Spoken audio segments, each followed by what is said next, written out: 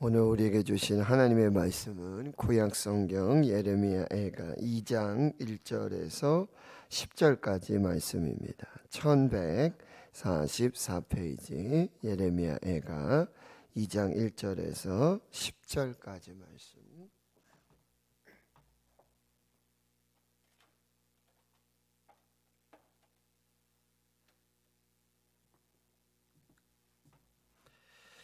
예레미야애가 2장 1절에서 10절까지 말씀. 하나님의 말씀을 함께 한 목소리로 봉독하겠습니다. 시작. 슬프다 주께서 어찌 그리 진노하사 딸 시온을 구름으로 덮으셨는가. 이스라엘의 아름다움을 하늘에서 땅에 던지셨으며 그의 진노의 날에 그의 발판을 기억하지 아니하셨도다. 주께서 야곱의 모든 거처들을 삼키시고 긍휼히 여기지 아니하셨으며 노아사 딸 유다의 견고한 성체들을 허물어 땅에 엎으시고 나라와 그 지도자들을 욕되게 하셨도다. 맹렬한 진노로 이스라엘의 모든 뿔을 자르셨으며 원수 앞에서 그의 오른손을 뒤로 거두어 들이시고 맹렬한 불이 사방으로 불사름같이 야곱을 불사르셨도다. 원수같이 그의 활을 당기고 대적처럼 그의 오른손을 들고 서서 눈에 드는 아름다운 모든 사람을 죽이셨으며 딸 시온의 장막에 그의 노를 불처럼 쏟으셨도다. 주께서 원수같이 되어 이스라엘을 삼키셨으며 그 모든 궁궐들을 삼키셨고 견고한 성들을 무너뜨리사 딸 유다의 근심과 애통을 더하셨도다. 주께서 그의 초막을 동삼처럼 헐어버리시며 그의 절기를 폐하셨도다. 여호와께서 시온에서 절기와 안식일을 잊어버리게 하시며 그가 진노하사 왕과 제사장을 멸시하셨도다. 여호와께서 또 자기 제단을 버리시며 자기 성소를 미워하시며 궁전의 성벽들을 원수의 손에 넘기셨으며 그들이 여호와의 전에서 떠들기를 절기의 날과 같이 하였도다. 여호와께서 딸 시온의 성벽 컬기를 결심하시고 조를 띠고 무너뜨리는 일에서 손을 거두지 아니하사 성벽과 성곽으로 통곡하게 하셨으며 그들이 함께 쇠하였도다. 성문이 땅에 묻히며 빗장이 부서져 파괴되고 왕과 지도자들이 율법 없는 이방인들 가운데 있으며 그 성의 선지자들은 여호와의 묵시를 받지 못하였도다. 또 시온의 장로들이 땅에 앉아 잠잠하고 티끌을 머리에 덮어쓰고 굵은 배를 허리에 둘렀으며 예루살렘 처녀들은 머리를 땅에 숙였도다. 아멘.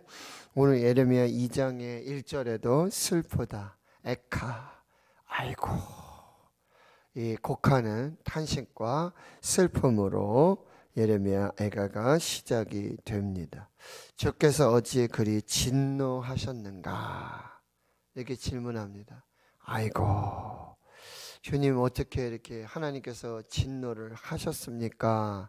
이게 뭐 이유를 묻고 까닭을 묻는 게 아니라 그 하나님의 진노 앞에 낙심하고 탄식하며 하나님 이 진노를 언제 거두시겠습니까? 라는 간절한 기도의 소원을 아뢰고 있는 거죠. 여러분, 우리가 하나님의 징계, 진노를 당할 때 우리가 오해하고 있는 것 중에 하나는 뭐냐? 하나님의 사랑도 변하는가? 예전에 그렇게 하나님 사랑하시더니 이렇게 참 어떻게 참 이렇게 진노하시고 이렇게 참 최악의 참상으로 그렇게 하나님 징계하시는가? 하나님의 사랑도 변하는가? 어떻게 답을 하시겠습니까? 하나님의 사랑이 변하신 것입니까? 하나님의 사랑은 변하지 않습니다. 우리가 변한 거예요. 내가 변한 거예요. 하나님의 그 사랑과 은혜를 깨닫지 못하고 불순종하고 불신앙하여 우상 숭배하고 내가 변한 거예요. 근데 우리는 그 하나님의 징계와 심판 앞에 때로는 오해할 때가 많아요. 하나님도 참 사랑이 변하시는구나.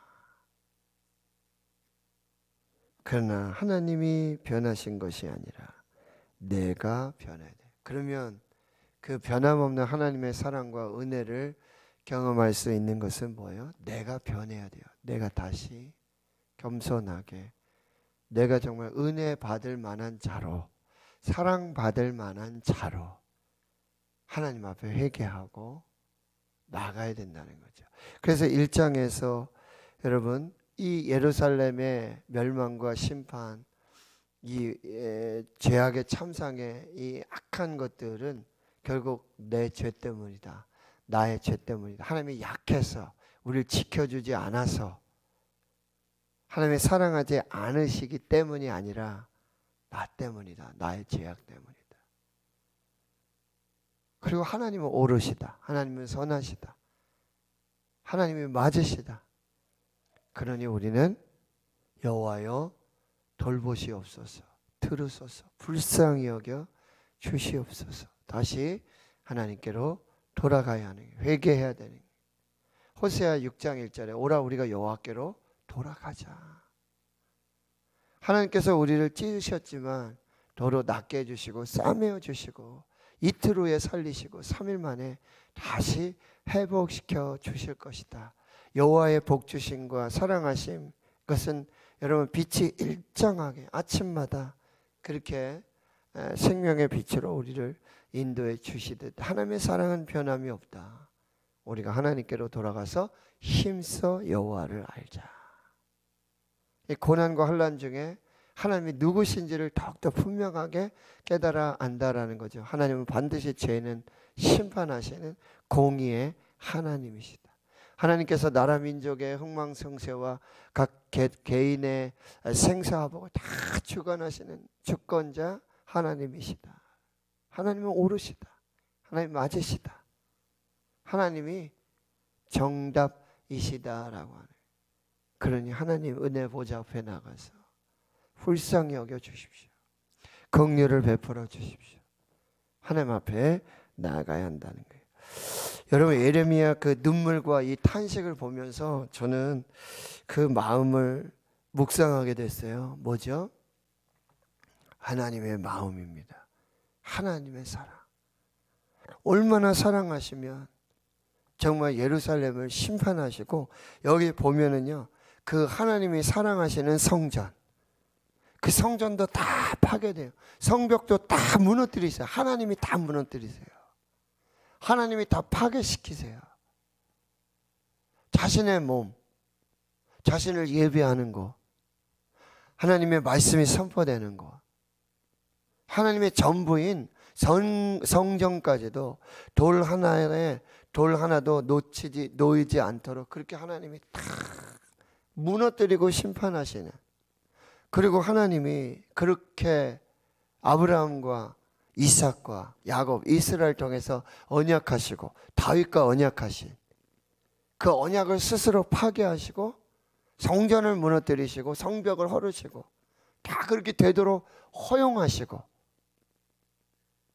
그런 하나님의 마음은 어떠한 마음이실까? 예레미야의 눈물과 예레미야의 탄식은 하나님의 눈물이에요. 하나님의 탄식.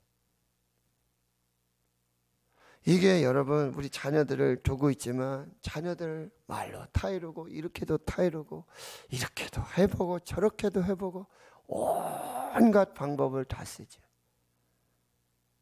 그렇다고 여러분 자녀들이 엇나가고 자녀들이 불순종하고 할 때 그냥 포기하고 맙니까? 네 인생이니까 네가 살도록 해라. 네 마음대로 해라.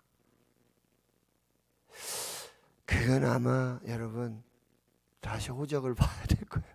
그런 부모님이 있다면 아마 진짜 부모님이 아닐 수도 있어요. 최종에 어떻게 하죠? 회초리를 대는 거예요. 그 사랑이 변해서 아이들을 그렇게 회초리하고 맴매하고 그러는 것입니까? 아버지 엄마의 사랑이 변해서 그렇게 회초리 드는 걸까요? 정말 끊을 수 없는, 그렇게 하지 않으면 안 되는. 지사님, 권사님하고 이야기를 하면서 그런 얘기를 했어요. 저도 교회 청년들이 있고 이렇게 있잖아요. 그죠? 그러면 그 청년들이 정말 뭐 아르바이트하고 학교 다니고 뭐 하면 중에도 그래도 주일에 와서 예배를 드리는데, 어떤 집사님, 권사님 와서 예배 드리는데, 청년 데리고 와서 아들 데려와서 예배 드리는데 교회 오자마자 앉아서 졸더라는 거예요. 목사님 설교 시작하자마자 졸더라는 거예요. 너무 얼굴이 뜨거워서, 뒤통수가 뜨거워서. 예배 시작하자마자, 목사님 설교 시작하자마자 그냥 앉아서 조는 거예요. 마음이 얼마나. 그런데 그때 자신에게 그 말씀을 해주셨던 권사님들이 생각이 나시나요? 그래도 교회 오는 게 다행이에요.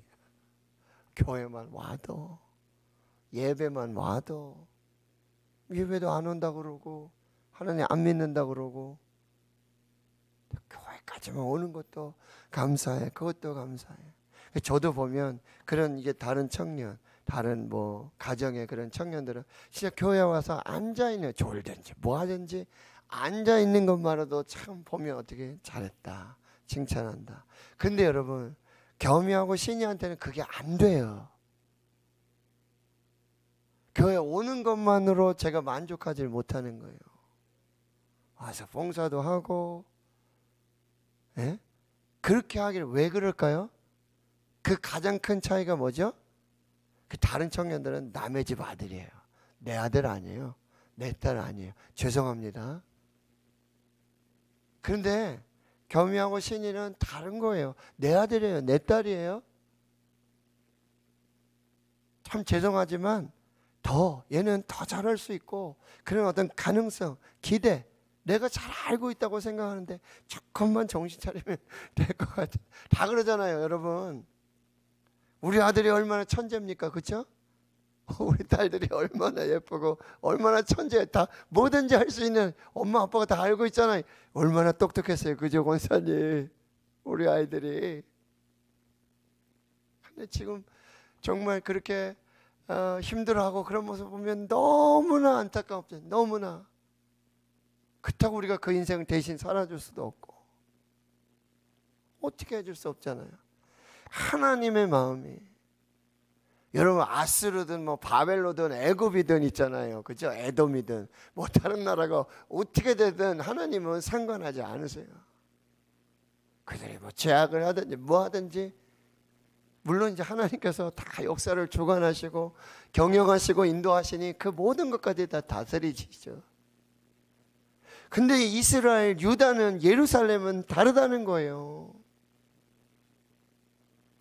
결국 이 이스라엘을 위해서, 택하신 하나님의 백성을 위해서 자기 아들을 죽이시는,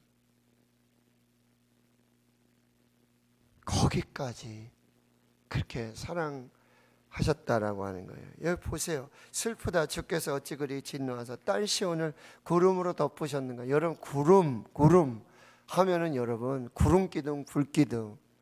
그리고 성전을 지어서 솔로몬이 하나님께 영광을 돌릴 때 구름이 참, 하나님의 임재와 그 영광.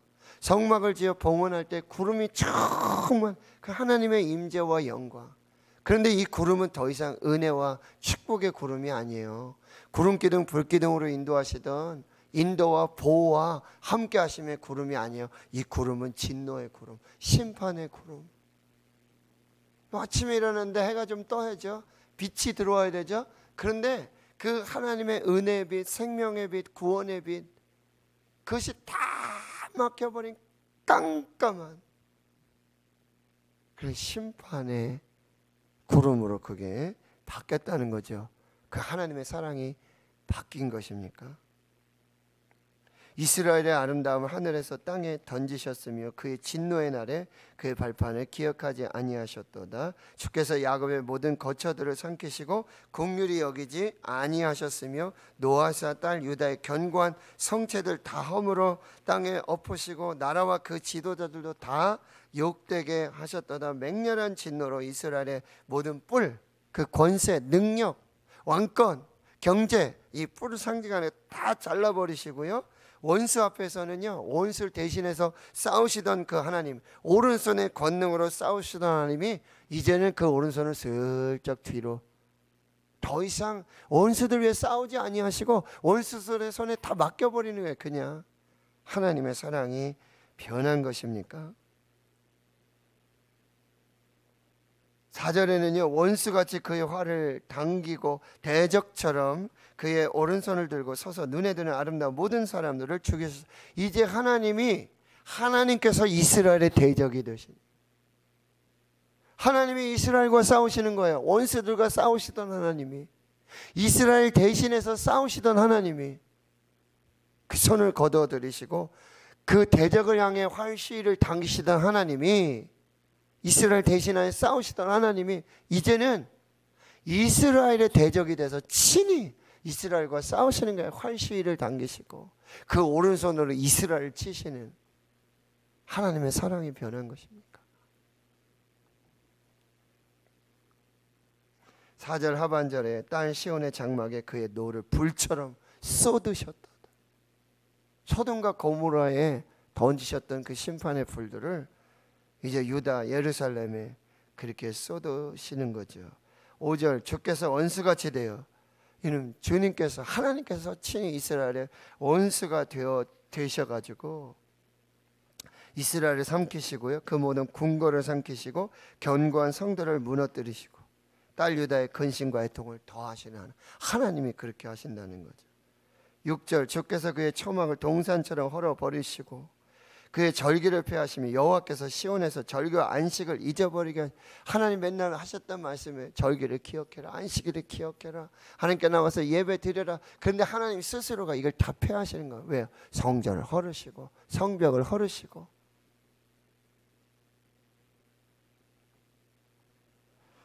그가 진노하사 왕과 제사장을 멸하셨도다. 여호와께서 또 자기 제단을 버리시고 자기 성소를 묘하시고 궁전의 성벽들을 원수의 손에 넘기셨으며 그들이 여호와의 전에서 비 떠들기를 절기의 날과 같이 하였도다.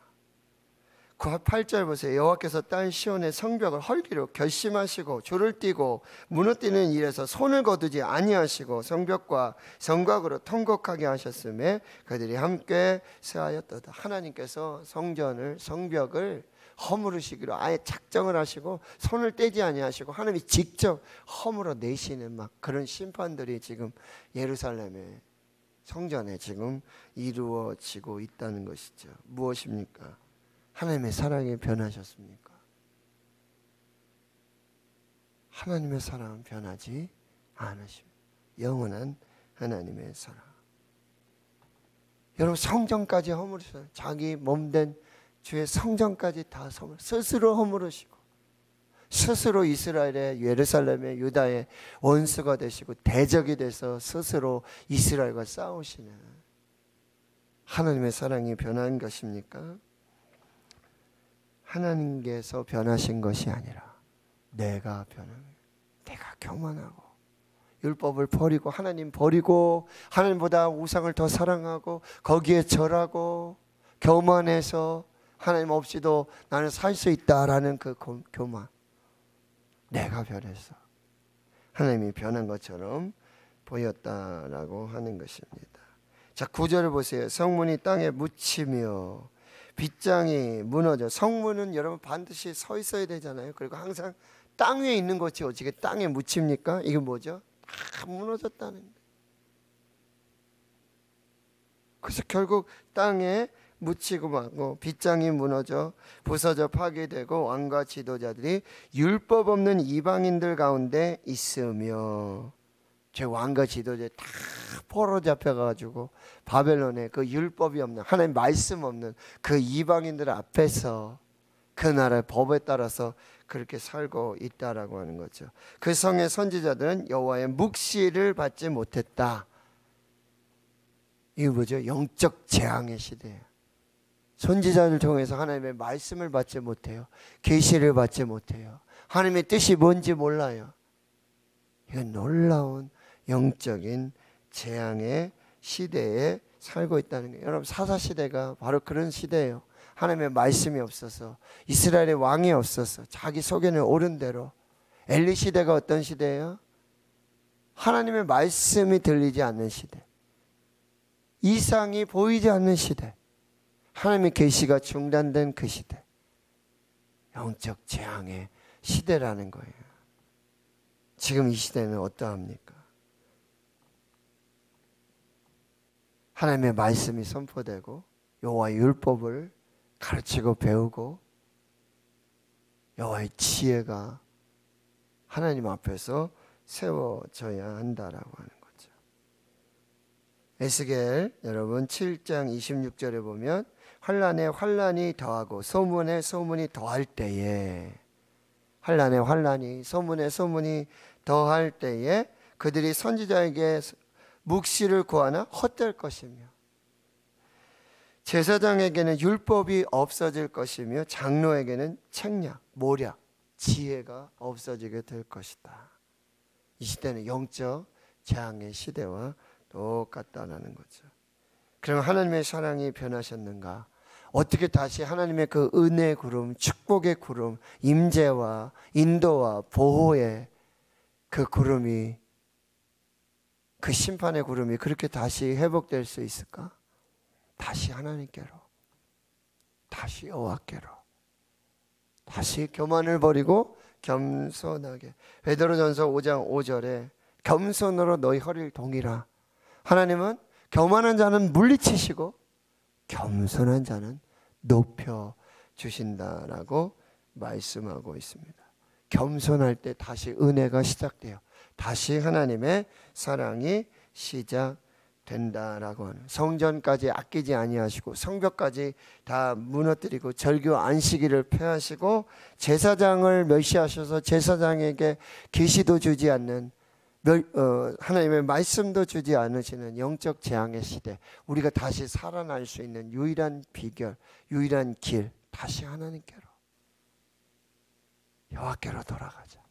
다시 말씀 앞으로, 다시 예배로, 다시 겸손으로 하나님 앞에 나아가야 된다는 거죠. 10절입니다. 딸 시온의 장로들이 땅에 앉아 잠잠하고 티끌을 머리에 덮어쓰고 굵은 배를 허리에 둘렀으며 예루살렘의 처자들은 머리를 땅에 숙였도다. 다시 어떻게 해요? 장로로부터 모든 이스라엘이 땅에 앉아 잠잠하고 티끌을 머리에 덮어쓰고 굵은 배를 허리에 두르고, 주여 불쌍히 여겨주십시오. 다시 살려주십시오. 다시 구원해 주십시오. 아이들이 부모님의 회초리를 맞으면서, 그래, 그런 얘기 사람은 없겠죠. 네 아들 맞지 내 아들 맞냐 그러면서 더 때려라 더 때려라, 그런 우스갯소리도 있잖아요. 그러나 그 아이들이 살 수 있는 유일한 비결, 그 아버지 품으로 매를 들고, 그쵸, 그 어머니 품으로 달려 들어가서 용서해 주세요, 한 번만 살려주세요. 그 품에 안겨서 거기 그 품을 붙들고, 그게 유일한 사는 길이에요.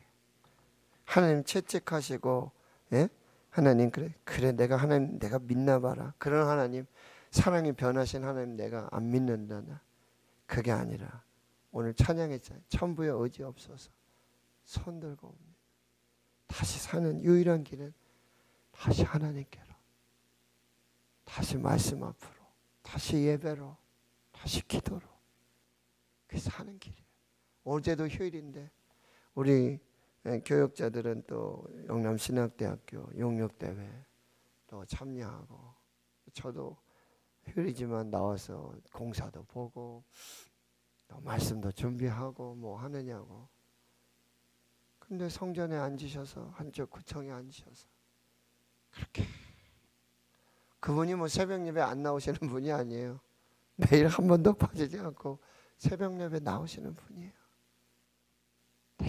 시간만 나면, 시간만 있으면 일하러 가시다가도 기도하시고, 갔다 오셔서 기도, 시장 가시다가 기도하시고, 시장 갔다 와서 감동되면 또 와서 기도하시고. 저 눈물이, 저 기도가, 저 겸손이 대한민국을 살리고 있구나. 우리 대구 신흥교회를 살리고 있구나.